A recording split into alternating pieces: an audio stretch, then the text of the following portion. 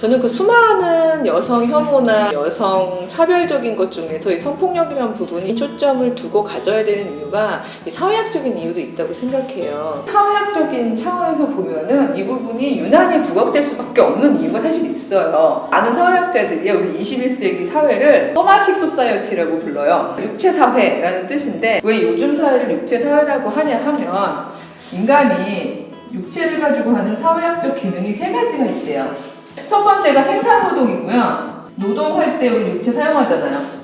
근데 이거 산업화 이후에 없어졌죠. 두 번째가 재생산이에요. 아기 낳는 거. 근대 사회야 뭐 낳는 족족 그게 다 물리적인 힘이니까 많이 낳는데 옛날하고 다르게 생애 주기가 이제 아기 안 낳고 길게 되는 재생산 부분들이 없어지잖아요. 남은 세 번째가 바로 성적 즐거움. 그러니까 성관계하는 몸이라고 볼 수 있는데 이 21세기 사회는 이 부분만 확정되어 있는 사회라는 거예요. 사회학적으로. 이거 두 개가 없는 상태에서 이게 확정되어 있기 때문에 결혼하고 결부되지 않은 성이란 부분이 구조적으로 확산이 될 수밖에 없는데 이걸 우리 기독교는 어떤 식으로 해결하려고 그러냐면은 다시 옛날로 돌아가자. 결혼은 하나님의 소명이다. 이기적으로 뭐 혼자 살지 말아라. 이런 방식으로 얘기를 하는데 이건 사회변동이기 때문에 다른 방식의 관계성을 설명해줘야지 옛날 제도로 답을 얻겠다고 하면 참 곤란하거든요. 그러니까 옛날 제도라는 게 뭔가 하면 옛날에는 다 로맨틱하게 사랑을 했어요. 요즘 로맨스 아니야? 뭐 이렇게 하실지 모르지만 이게 사회학적인 언어인데요. A라는 남자랑 B라는 여자가 생애 주기가 다르다가 어느 날 만나겠죠. 서로 사랑하다가 결론을 어떻게 내죠?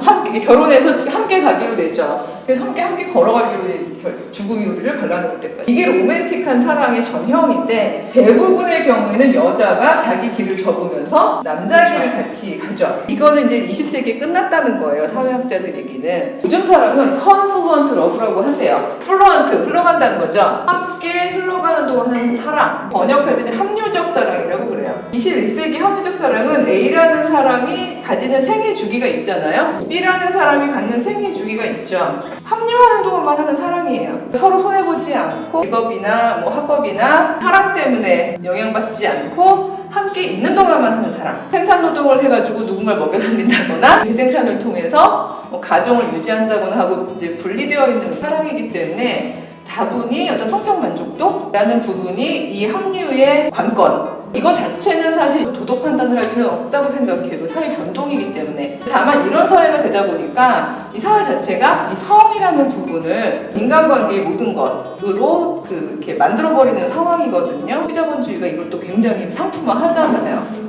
이런 세상에서 성이라는 부분을 아까 말씀하신 것처럼 교회 안에서 어떤 방식으로 제대로 된 관계성을 성립해줘야 되는지 얘기를 해야 된다. 그게 정말 힘든 게 성교육을 어떻게 시키냐 그랬더니 결혼 전까지는 손도 잡지 말라고 했다. 그게 가능하냐? 가능하다고 해도 그게 옳으냐? 여러 가지의 질문이 있는데 순결성 이데올로기라든지 정통신학이라는 이름 하에 계속 갇혀있고 재생산되고 확대되고 이런 여러 가지 것들 보호라는 명목하에. 그러니까 예를 들어서 대형교회 같은 경우 청년부가요. 제1청년부, 2청년부, 3, 4, 5, 52세부터 또 청년부가 만들어지는 데가 있어요. 왜냐하면 52세가 청년부인 이유는요. 결혼 안 했고요. 계속해서 나의 전문성을 유지하면서 없다고 생각하면서 살아가는 거거든요. 그런 분들 가운데 혼전이라는 부분이 전혀 이 삶을 해석해주지 않는 거거든요. 그렇다고 해서 이게 뭐 자유로운 성개방 이런 얘기를 하자는 얘기가 아니라 맥락에서 성이라는 가장 친밀한 내 바운더리를 초월해서 너에게로 다가가는 행위이잖아요. 연합이라는 걸 느끼는 굉장히 어떻게 보면 거룩한 홀리한 그런 경험이라고 생각을 하는데 이 부분을 신학적으로 해석해주면서 어떤 방식으로 이 후기 근대의 이 상황에 맞춰서 너와 나의 연합이라는 차원에서 이 부분을 이야기할 수 있는지를 사실 풍부한 커리큘럼 안으로 들어와야 되는 거지 이걸 옛날 답으로만 자꾸 얘기하다 보면 죄책감 갖게 되고 배운 바가 없으니까 비주체적인 자기 결정을 하게 되고 이 권력 위기 속에서 결국은 성폭력이 노출이 되고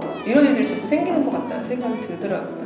성서 해석부터 그 사회 전반에 대한 반영 그 사회학적인 부분, 교육학적인 커리큘럼, 심리학적인 가이드 이런 모든 것들이 전방위에서 이렇게 짜임새 있게 들어와야지 되는 부분들이 있는 건데 그런 책임감이 느껴지더라고요. 우리가 갖고 있는 힘으로 후배들을 그들이 버텨내는 것뿐만이 아니라 새로운 콘텐츠들을 만들 수 있는 주체로 만들어줘야 되는 건데 그걸 위해서 할 일이 참 많은 것 같아요.